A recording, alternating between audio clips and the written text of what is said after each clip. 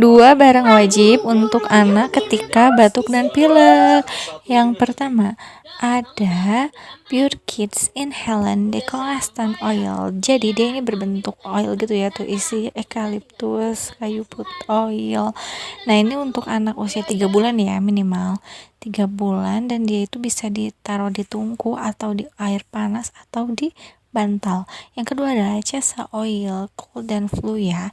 Ini bisa dipakai untuk leher, perut, dan kaki.